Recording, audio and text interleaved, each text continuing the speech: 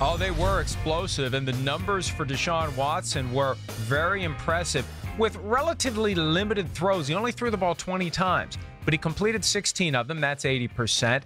239 yards. That's an average of nearly 12 yards per attempt, and 5 touchdown passes. Now, more than half of the yards came on 2 of the touchdown passes, but still, it all goes into the same bucket, and it was explosive. And you throw in a running game where Lamar Miller, against his former team, the Dolphins, averaged 7.4 yards per attempt and had well over 100 yards. This is an offense that had its way with the Miami Dolphins defense, and it was so bad that Adam Gase, I watched his full press conference this morning before the show. I mean, he seemed a little shell-shocked by what happened, and he kind of left the door open to make a change at defensive coordinator, moving on from Matt Burke. It did seem like that could happen. He said he hadn't thought about it. He doesn't see it happening. That's not the strongest endorsement of continuing with the guy that is presiding over a defense that is getting gashed on the ground and got shredded in the air, even on only 20 throws last night by Deshaun Watson. But and this fact, and this is an example of how we get caught up in what's happening now, because Patrick Mahomes has become that bright new thing in the NFL that we all get excited about. Last year, it was Deshaun Watson. Early November, tears an ACL, and we move on. That's the one thing about the NFL. Somebody gets injured, the game moves on. What are you going to do? You're going to stop the season because a guy who was on track to be MVP got injured? No, you keep going. And we forgot about Deshaun Watson. And then the season for him started slowly at a time when it was starting the exact opposite of slowly for Patrick Mahomes. So Mahomes became the bright, shiny new object in the NFL. And we shouldn't have forgotten about Deshaun Watson, because he is now, after kind of working his way into things, 8 games in, he's looking a lot like the guy he was last year. Still have concerns about his physical style of play. He's playing with a broken rib, and there was a partially collapsed lung, and he had to travel to Jacksonville by bus, and there's a chance he's got to travel to Denver by bus next weekend for their game against the Broncos there.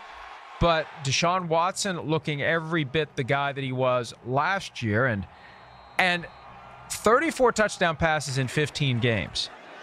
That passes Dan Marino for second most touchdown passes in a player's first 15 games. And I know that these statistical achievements can get very, very specific, but still, they're not going to put a plaque. You're not going to get even a laminated piece of paper for this. But 15 games, 34 touchdowns, second most touchdown passes of all time in front of Dan Marino. Along the way, Deshaun Watson has missed plenty of games, but still very impressive. And now that the Texans are 5-3, and now that everyone is going to be jumping on the bandwagon, Coach Bill O'Brien tried to slow things down a little bit when he spoke to reporters after the game. I know it's 5 in a row.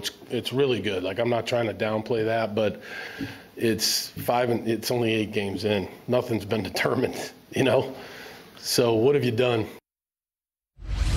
Yeah, what have you done is you've won your last 5 games in a row, but it all can turn very quickly. They could go to Denver and lose. They could lose coming out of their bye week. And, you know, we do have a very short memory as we study this game. And if you're on a winning streak, you're great. And if you're on a losing streak, you stink. And there isn't much in between. And it's all, I think, because there are so few games relative to other sports, each game means so much that how you play in one given week is going to influence dramatically how you are perceived. And if you have a game that seems to be out of character, that stink is still going to be there until you get a chance to prove that game was the aberration. That's just the way it is when there are only 16 games per year. Stats, you got a question? Going into the season, I felt like Houston was the AFC media darling that everybody liked and thought could challenge the Patriots. Given how they've played, are you now willing to say that they are the team that we thought they were going to be starting the year? I don't know that everybody thought they were the team that could challenge the Patriots. I thought that there was kind of an open question there, hinging on players staying healthy. I mean, my view on the Texans were if they can keep their core players healthy, they can win the division and be a factor in January. I don't think anybody was penciling them in as a team that could knock off the New England Patriots, especially because they seem to struggle every time they play the Patriots. But I remember when we picked our division winners back in late August, early September, the easy play was Jacksonville, and I went with the Texans because I thought they could hold it together long enough to win the division.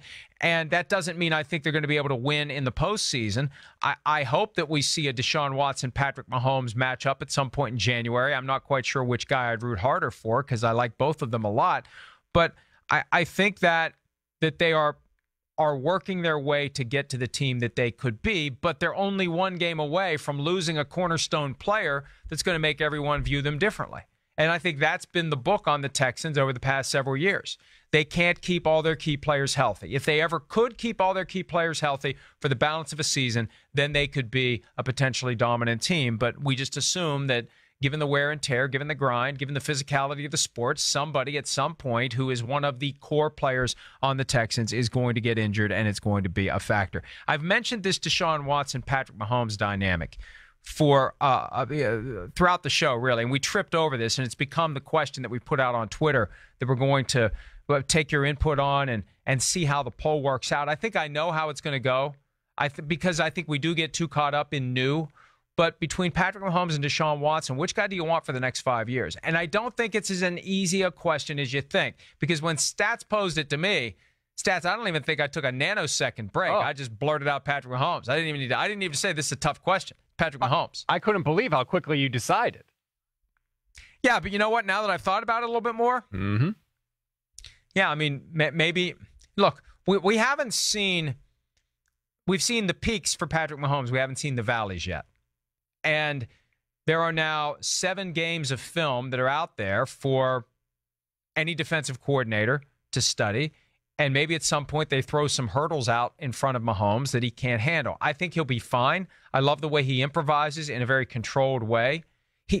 Every once in a while we see somebody who tries too hard and goes beyond their physical abilities. That's one of my criticisms of Jameis Winston. He's good for one of those plays. It seems like once every month or two, you'll see this ungainly, awkward Jameis Winston play because his brain is telling his body to do something his body can't do. Mahomes has a very strong sense of athletic self-awareness, if that's even a term. The idea that he knows what he can do, he knows what he can't do, and he's always able to color within the lines no matter what's going on around him. And he knows what throw he can make. He knows if he can make a throw with his left hand if he needs to. He knows when to put touch. He knows when to zip it. He knows where he can put the ball when he's out of the pocket. And he throws so much more effectively out of the pocket because of that. And I think he always stays within the limits of his God-given abilities. Now, it helps to have a very high level of God-given abilities. I mean, I'm staying within the limits of my physical abilities by sitting here, right? So, well done. The more you can do, the harder it is to know where the line is, but it's also harder to get to the line the more you can do. So check out the poll that we have on Twitter, and we'll provide some updates throughout the course of the show. And if any of you have some colorful and non-profane responses, maybe we will share them with the crowd. Adam Gase had some non-profane responses when he spoke to reporters, but he was clearly not pleased. There's a little taste of where the Dolphins' third-year head coach currently is. Fairly irritated right now, so I'm going to reevaluate everything this weekend. I mean, we got the extended weekend. We got to figure out how to get better on defense. We got to figure out how to sustain drives and put it in the end zone on offense.